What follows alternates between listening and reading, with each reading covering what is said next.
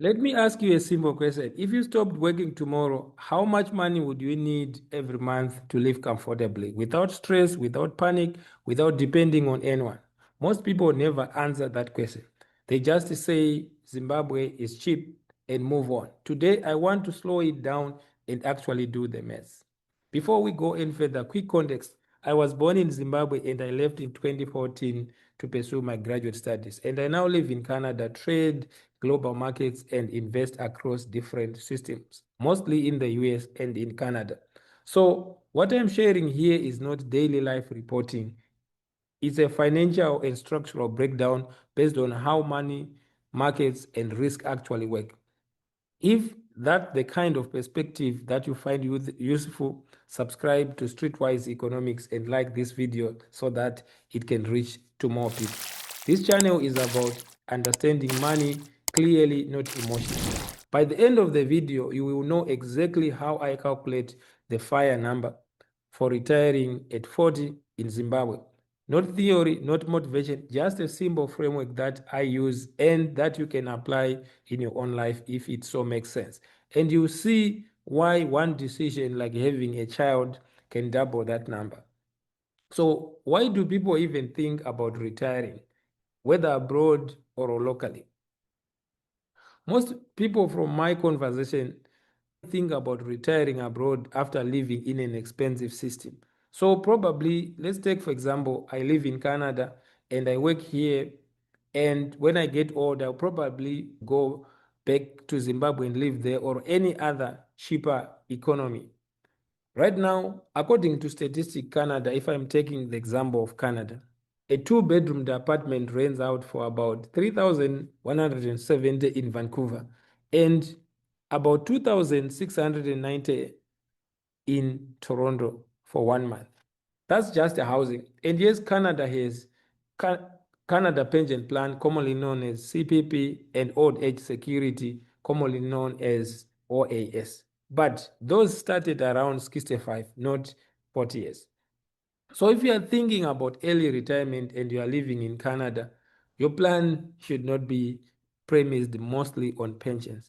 Your plan in this case could be financial independence. That is to look at other income sources that you can lean on to generate cash flows to survive on a month by month basis. So let's talk about the FIRE formula.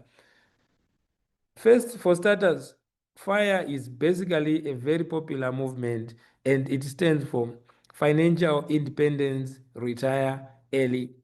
When I mean retiring, it doesn't mean you just sit and not do anything. It's just being at a state where you don't have to worry about bills. You know that at least all the basics are covered.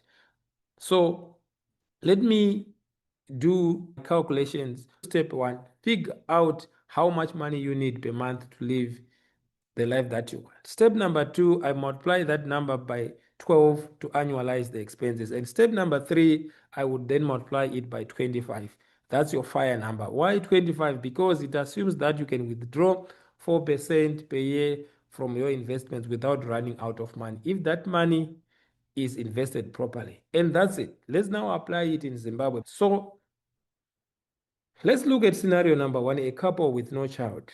Let's start with a realistic, comfortable setup for a couple. I'm not trying to be extreme. I'm not trying to be luxurious, just stable.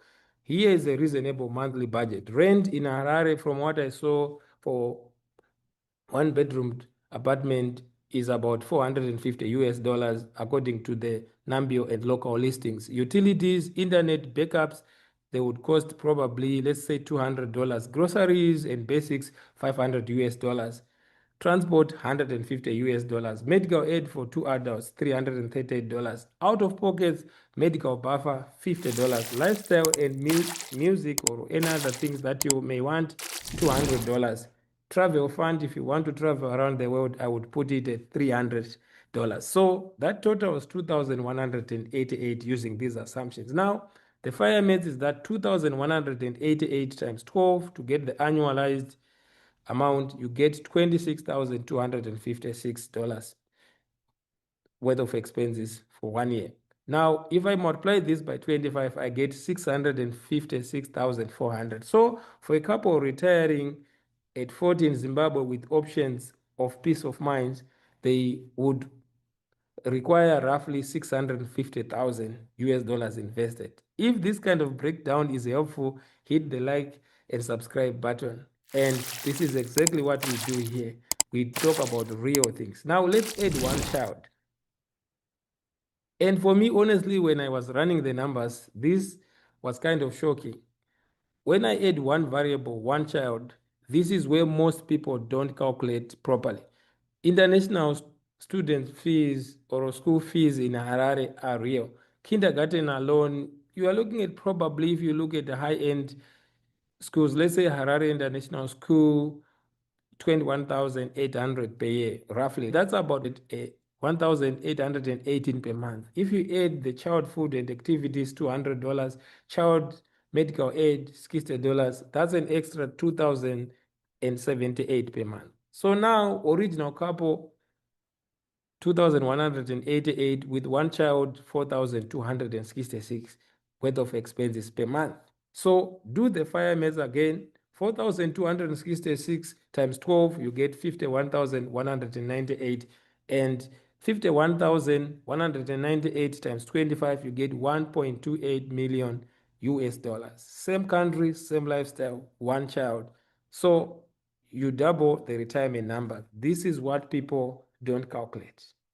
Let me just clarify important assumptions here in a simplified way. A few things need to be true for this to work. Your money must be invested, not sitting in cash. Typically, a mix of stocks and bonds. For long retirement, something like, for me, let's say I'm 60 years, I would probably put 60% in stocks and 40% in less volatile instruments like bonds or any other asset class that is not very volatile and that is conservative. So now the portfolio needs to be rebalanced, and I would need an emergency fund for at least 6 to 12 months worth of living expenses. In Canada, these systems exist and function through liquid markets. In Zimbabwe, people often use rental income, businesses use USD cash flows and other businesses that they run, buying and selling stuff. It's same concept, but different tools amounting to the same goal. So retirement is not about doing nothing. I think for me, it's about having options. If you still want to work, you would still work. You don't have to do things that you don't want to do just because you want money for the fees and everything that I was breaking down. So retiring in Zimbabwe at 40 is possible, but only if you stop guessing and start calculating your monthly expenses times 12, you annualize it, and then you use a proven framework. In this case, I would multiply this by 25.